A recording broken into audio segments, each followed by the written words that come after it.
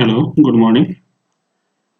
अपन पढ़ रहे थे साइटोस्केलेटन, कोशिकीय कंकाल। उसके अंदर अपन कोशिकीय कंकाल जैसे कोशिका द्रव्य के अंदर देखे हैं तो तीन जो माइक्रोफिलामेंट, माइक्रोट्यूब्यूल्स और इंटरमीडिएट फिलामेंट है जो कोशिकीय कंकाल का निर्माण करते हैं, जो मुख्यतः सेल विभाजन में, कोशिका के शेप में और उसके मूवमेंट में सहायता करते हैं। तो उसके अंदर अपने जो माइक्रोफिलामेंट है, सूक्ष्म तंतु, उसके बारे में पढ़ लिया था। इंटरमीडिएट फिलामेंट जो मध्य आकार के तंतु होते हैं, उसके बारे में आज अध्ययन करते हैं। Intermediate filaments are about 8 to 12 nanometre wide. ये जो तंतु है जो कि 8 से 12 नैनोमीटर तक के चौड़ाई के होते हैं, दे आर कॉल्ड इंटरमीडिएट। इनको दोनों जो तंतु है उनके बीच का तंतु इसलिए माना जाता है because they are inter between the size of microfilament and microtubules. Microtubules और ट्यूब्यूल्स और माइक्रोफिलामेंट्स, जैसे माइक्रोफिलामेंट्स है जो 7 नैनोमीटर के आसपास होते हैं, और जब माइक्रोट्यूब्यूल हो 25 नैनोमीटर का थिकनेस होती है उसकी मोटाई, तो ये करीब 8 से 12 नैनोमीटर का होता है। तो इसके मध्य आकार का ही होता है या मध्य साइज का इसका थिकनेस होता है, इसलिए इसको इंटरमीडिएट फिलामेंट मतलब होता है तंतु कहा गया। Intermediate filaments are made up of different protein. जहाँ पर अपने जो सूक्ष्म तंतुओं की बात की थी तो वो एक्टिन फिलामेंट के बने हुए थे, एक्टिन प्रोटीन के बने हुए थे, जबकि जो मध्य आकार के तंतु है वो अलग अलग प्रोटीन्स के बने हुए हैं। जैसे इसके अंदर केराटिन पाया जाता है, विमेटिन पाया जाता है, डेस्मिन पाया जाता है और लेमिन। तो केराटिन, वेमिटिन, डेस्मिन और लेमिन, इन अलग अलग प्रोटीनों से मिलकर ये जो इंटरमीडिएट फिलामेंट है उसका निर्माण हुआ है। जो केराटिन आप जितने फाउंड इन हेयर, नेल्स, जो आपके नाखूनों में, बालों में, इज आल्सो एनिमल्स स्केल्स, जो एनिमल्स के सल्क होते हैं और इसके हॉर्न्स होते हैं, उनके अंदर खुर होते हैं, उनके अंदर ये केराटिन, हॉर्न्स मतलब सींग, उनके अंदर ये देखा जाता है केराटिन प्रोटीन को, या केराटिन प्रोटीन से वो अंग बने हुए होते हैं। All the intermediate filaments are found in the cytoskeleton except for lamins. ये जितने भी जो प्रोटीन है, केराटिन, वेमिटिन, डेस्मिन, लेमिन, ये सब इंटरमीडिएट फिलामेंट्स में पाए जाते हैं, लेकिन साइटोप्लाज्म के अंदर ये सारे होते हैं। वेमिटिन भी मिलेगा, डेस्मिन भी मिलेगा, केराटिन मिलेगा, जबकि लेमिन है, लेमिन साइटोप्लाज्म में नहीं पाया जाता। Which are found in the nucleus and help to support the nuclear involve. जबकि लेमिन है वो कहाँ पाया जाता है, केंद्रक में पाया जाता है, जो न्यूक्लियर को सपोर्ट करता है, उसकी जो बाहर वाला कवर है, इन्वॉल्व है, दैट सराउंड्स द न्यूक्लियस, ठीक है, जो कि केंद्र के चारों तरफ पाया जाता है। तो एक सहायक के रूप में उस जो न्यूक्लियस की मेम्ब्रेन है, इन्वॉल्व है, उसके आवरण को ये सपोर्ट करता है लेमिन। लेमिन साइटोप्लाज्म में यानी कि कोशिका द्रव्य में नहीं मिलेगा, बाकी जितने भी वेमेटिन, डेस्मिन और केराटिन है ये कोशिका द्रव्य में मिलते हैं और जो इंटरमीडिएट फिलामेंट का निर्माण करते हैं। The intermediate filaments in the cytoplasm maintain the cell shape, ठीक है। तो इंटरमीडिएट फिलामेंट भी कोशिका के आकार को बनाए रखने में, उसकी टेंशन को बनाए रखने में, इट्स प्रोवाइड स्ट्रक्चरल सपोर्ट्स, ठीक है ना, आकार की सपोर्ट प्रदान करता है कोशिका के लिए। इंटरमीडिएट फिलामेंट्स बनते किससे हैं, जैसे ये मोनोमर है, ठीक है ना, अपने बनते हुए बात के लिए डेस्मिन है, लेमिन है, केराटिन है, वेमिटिन है, इससे मिलकर ये जो इंटरमीडिएट फिलामेंट है उसका निर्माण होता है, ठीक है ना। ये ज़्यादातर जो न्यूक्लियस है उसके सराउंडिंग स्पेस में पाए जाते हैं, जबकि आपने अपने बात किया जितने भी प्रोटीन है लेमिन को छोड़कर बाकी कोशिका द्रव्य में मिलते हैं, डेस्मिन, केराटिन, वेमिटिन, जबकि लेमिन है वो केंद्र के अंदर पाया जाता है और केंद्र की जो इन्वॉल्व है उसको सपोर्ट करता है, ठीक है ना। तो ये मोनोमर, डाइमर, यानी मोनोमर मतलब सिंगल रूप में होता है ये प्रोटीन के तंतु, और डाइमर और ट्राइमर, टेट्रामेर, ठीक है ना। तो ये एक से दूसरे से, फिर दूसरा तीसरे से आपस में बाइंड होते रहते हैं। Intermediate filaments and super coiled sheet, जो ये आप देख रहे हैं, ये पूरा एक बंडल है जिसका जो थिकनेस है वो 8 से 12 नैनोमीटर का है। ये सुपर कोइलिंग है। जब ये पूरा पॉलीमराइजेशन हो जाता है मोनोमर से डाइमर, डाइमर से टेट्रामेर, द शीट ऑफ 8 टेट्रामेर। यहाँ पर देखें तो ये पूरा जो शीट है, परत है, तो यहाँ पर टोटल कितने हैं, 8 टेट्रामेर है, ऐसे मिलाकर 8 है, उससे ये इसका फॉर्मेशन हुआ है। ठीक है ना। तो ये प्रोटीन है, तो प्रोटीन में टर्मिनल होंगे, ठीक है ना, अमाइन टर्मिनल होगा, कार्बोक्सिलिक ग्रुप का एक टर्मिनल होगा।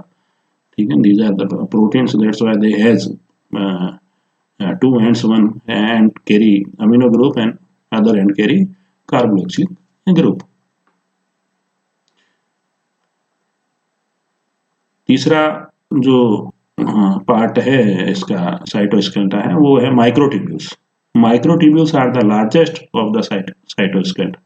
जो कोशिका कंकाल है उसमें सबसे बड़ा जो तंतु है वो कौन सा है, माइक्रोट्यूब्यूल, जो कि करीब करीब जो उसका थिकनेस है, उसकी मोटाई है, वो 25 नैनोमीटर तक की होती है। They are hollow tube made of alpha and beta tubulin. तो ये अल्फा और इसके अलावा जो बीटा ट्यूबुलिन है उसके ये बने होते हैं, और इनका जो आधार है वो गामा ट्यूबुलिन तय करती है। मतलब गामा ट्यूबुलिन के टेम्पलेट्स पे इनका निर्माण होता है, और इसके लिए जो जीटीपी है वो हेल्प करता है, और दूसरा जो आरएनए से निकलने वाले प्रोटीन है वो उसको बाइंड करने में सहायता करते हैं, जो आरएनए के द्वारा कंट्रोल होते हैं। Microtubules form structure like flagella. जो माइक्रोट्यूब्यूल्स है वो दूसरे कोशिका के ऑर्गेनल्स हैं या अपेंडिक्स के जैसे फ्लैजेला है, ठीक है, उसके निर्माण में ये सहायक होते हैं, उससे ये इसका निर्माण होता है। माइक्रोट्यूब्यूल से ही बनते हैं फ्लैजेला, सीलिया।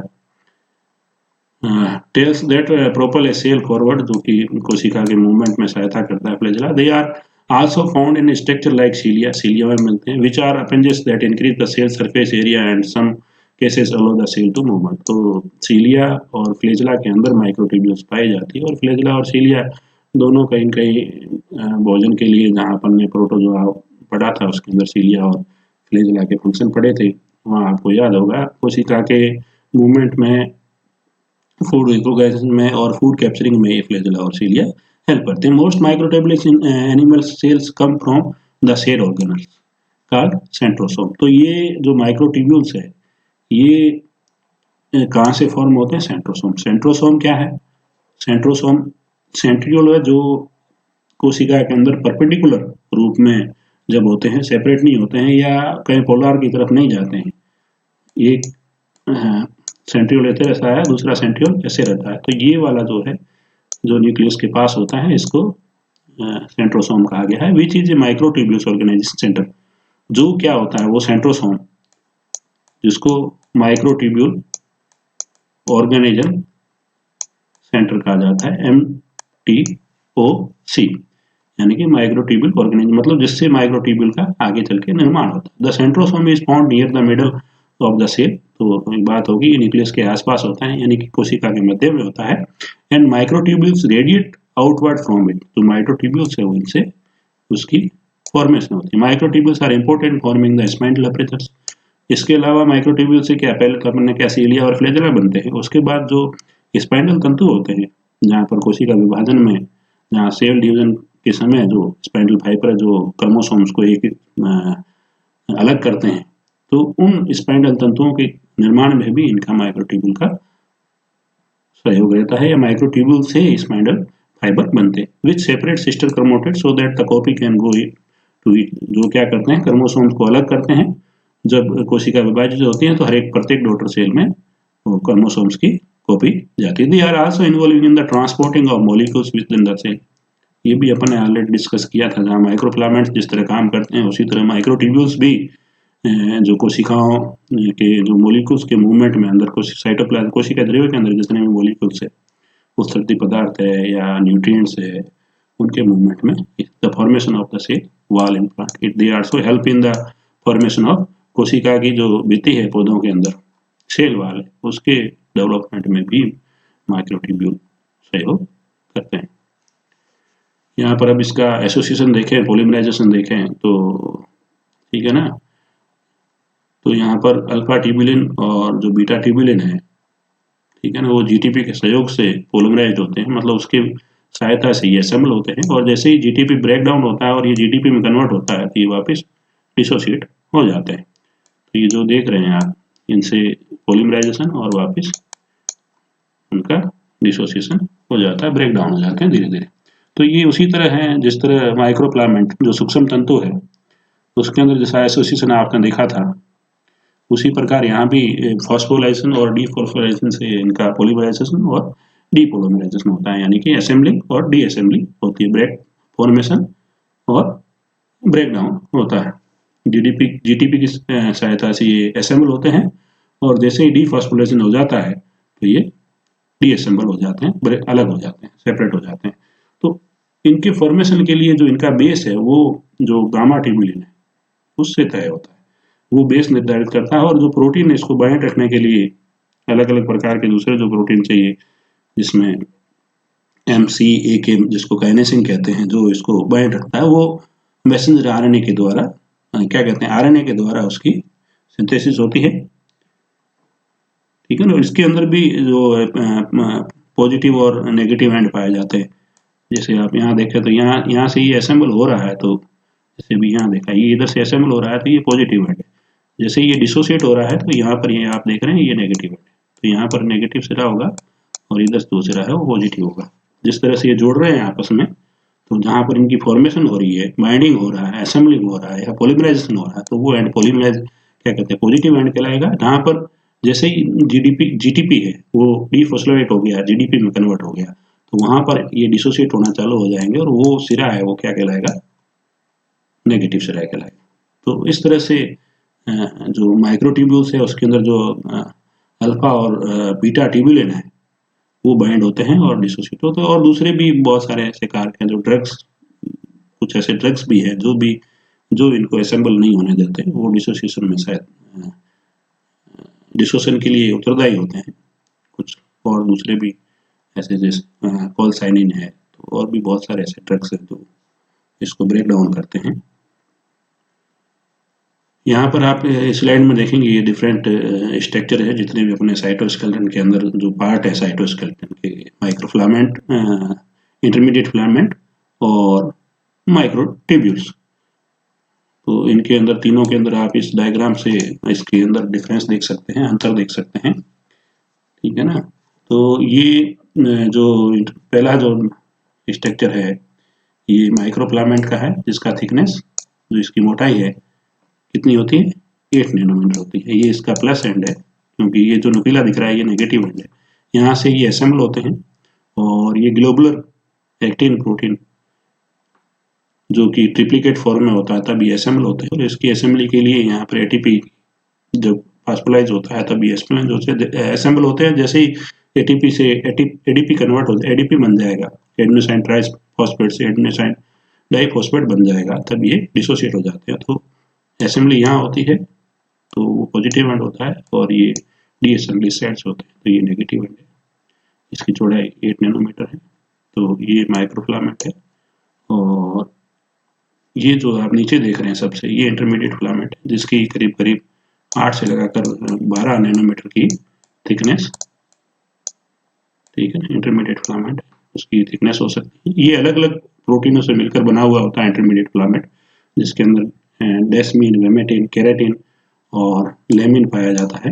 इंटरमीडिएट फिलामेंट्स के अंदर वेमेटिन, डेस्मीन, केराटिन और लेमिन, ठीक है ना। ये इसके तो, और जो लेमिन है वो ज़्यादातर क्या है, वो सिर्फ केंद्र के अंदर ही पाया जाता है, न्यूक्लियोप्लाज्म में ही देखने को मिलता है, साइटोप्लाज्म में यानी कोशिका द्रव्य में नहीं पाया जाता। और ये लेमिन का जो मुख्य कार्य है, जो न्यूक्लियर मेम्ब्रेन है या न्यूक्लियर का जो इन्वॉल्व है उसको ये सपोर्ट करता है, ठीक है ना। ये तो ये आपस में क्योंकि प्रोटीन है ये आपस में अपने आप ऐसे ऑटो असेंबल होते हैं जो इंटरमीडिएट फिलामेंट के अंदर, जो मध्य आकार के तंतु है उसके अंदर। और माइक्रोट्यूब्यूल्स की बात करें तो ये माइक्रोट्यूब्यूल्स का जो थिकनेस है वो करीब करीब 24-25 नैनोमीटर के आसपास होता है, जिसके अंदर मेनली अल्फा और बीटा ट्यूबुलिन होते हैं और गामा ट्यूबुलिन भी होता है, इनको ABC ट्यूबुलिन भी कहते हैं। गामा ट्यूबुलिन इनके लिए बेस आधार करता है, आधार होता है जिसके टेम्पलेट पे ये माइक्रोट्यूब्यूल का फॉर्मेशन होता है। और माइक्रोट्यूब्यूल ऑर्गेनाइजेशन है MT जो है वो centrosome, microtubule organisation centre MTOC वो है सेंट्रोसोम। सेंट्रोसोम जो सेंट्रोमियर होते हैं, जिसको प्री सेंट्रोसोम भी कहा जाता है, या प्री सेंट्रियोल भी क्या कहते हैं, सेंट्रोसोम को प्री सेंट्रियोल भी कहते हैं, क्योंकि वो सेंट्रियोल का निर्माण करते हैं और माइक्रोट्यूब्यूल का निर्माण करते हैं। और सेंट्रियोल से बेसल बॉडी बनती है और बेसल बॉडी से सीलिया और फ्लैजेला बनते हैं। तो microtubule, centrosome, centriole, basal body, cilia और फ्लैजेला, ये चारों पांचों चीजें आपस में एक दूसरे से जुड़ी हुई है, क्योंकि एक के बाद एक दूसरे से इसका निर्माण होता है। तो जो सेंट्रोसोम है वो perpendicular arrangement of A centriole, जो कि एकदम कोशिका के अंदर मध्य में न्यूक्लियस के पास स्थित होते हैं, जिनसे माइक्रोट्यूब्यूल्स का फॉर्मेशन होता है और उसी से सेंट्रियोल का निर्माण होता है, और सेंट्रियोल से फिर बेसल बॉडी बनती है और बेसल बॉडी से सीलिया और फ्लैजेला बनते हैं। इसलिए सेंट्रोसोम को माइक्रोट्यूब्यूल ऑर्गेनाइजेशन सेंटर कहा गया है। और इनकी असेंबली जीटीपी की वजह से होती है, और दूसरे भी प्रोटीन है वो भी सहायता करते हैं। जीटीपी जब फॉस्फोराइज होती है तब ये ज्वाइनिंग करते हैं, तो यहाँ से इनका असेंबलिंग होता है और ये इधर से डिसोसिएट हो जाते हैं, अलग हो जाते हैं। जैसे ही जीटीपी से ब्रेक डाउन होकर जीडीपी बनता है तो ये डिसोसिएट हो जाते हैं। तो जैसा माइक्रोट्यूब्यूल और जो माइक्रोफिलामेंट है, सूक्ष्म तंतु और सूक्ष्म नलिका है, उनका असेंबल और डीअसेंबल एक ही जैसे प्रकार का है, ठीक है। ये ऑटो असेंबल होते हैं, ऑटो डिसेंबल होते हैं। यहाँ पर एटीपी की सहायता होती है, ठीक है ना, यहाँ एटीपी की आवश्यकता होती है, जबकि माइक्रोट्यूब्यूल में जीटीपी की आवश्यकता होती है असेंबलिंग के लिए। फॉस्फोराइलेशन होता है तो असेंबल होते हैं, और डीफॉस्फोराइलेशन होता है तो ब्रेक डाउन होते हैं। इसमें भी पॉजिटिव एंड होता है, ये भी पोलर है, और जबकि इसमें भी पोलरिटी पाई जाती है और इसमें भी पोलरिटी देखने को मिलती है। Structure polarity in assembly of cytoskeleton, तो यहाँ आप इसको समझें कि आकार और इनके अंदर पोलरिटी कैसी है, और ये कैसे आपस में असेंबल, मतलब कैसे ये जो कोशिकीय तत्व है वो आपस में कैसे जुड़ते हैं।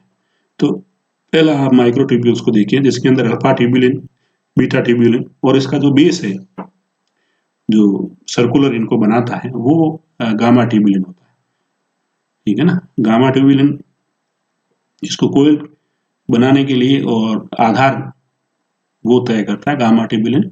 और दूसरे जो प्रोटीन होते हैं जो आरएनए के थ्रू सिंथेसिस होते हैं, वो इस माइक्रोट्यूब्यूल यानी कि सूक्ष्म नलिकाओं के लिए एक प्लेटफॉर्म तैयार करते हैं, जिसको अपन टेम्पलेट भी कह सकते हैं।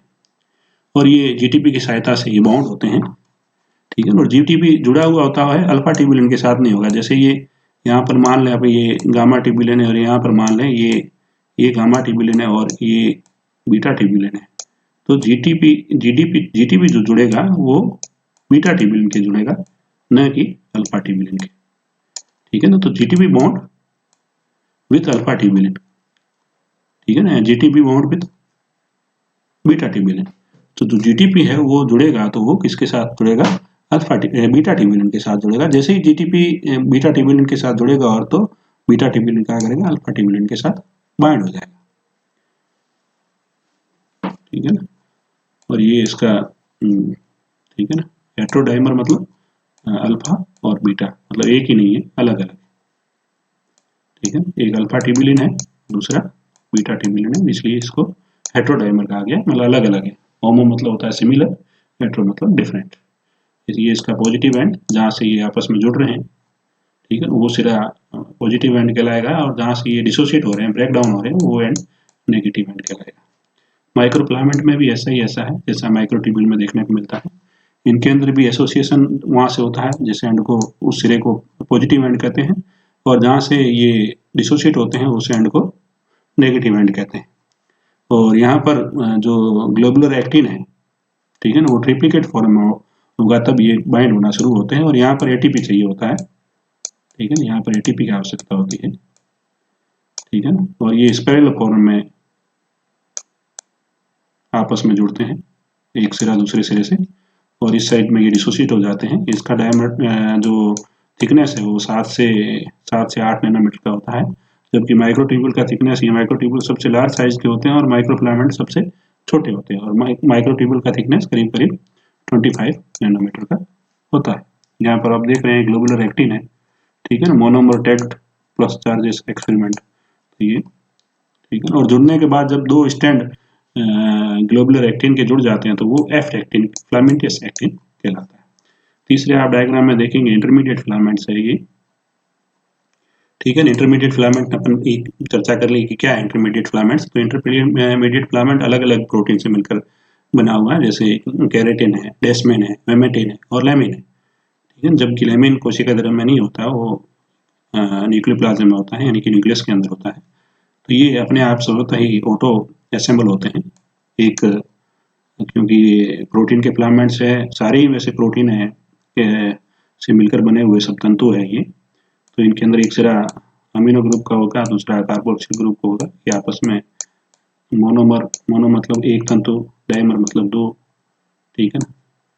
ट्राई या टेट्रामर मतलब चार।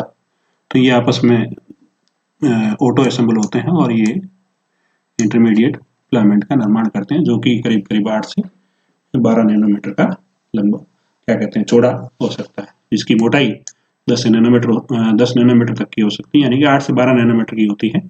माइक्रो फिलामेंटर की चौड़ाई वो 7 नैनोमीटर के आसपास होती है, और जो माइक्रोट्यूब्यूल है उसकी चौड़ाई 25 नैनोमीटर के आसपास होती है। तो आज का जो साइटोस्केलेटन का टॉपिक वो अपन यही समाप्त करते हैं। दूसरा बचा हुआ जो पार्ट है वो अगले वीडियो लेक्चर के थ्रू समझने की कोशिश करेंगे। Thank you.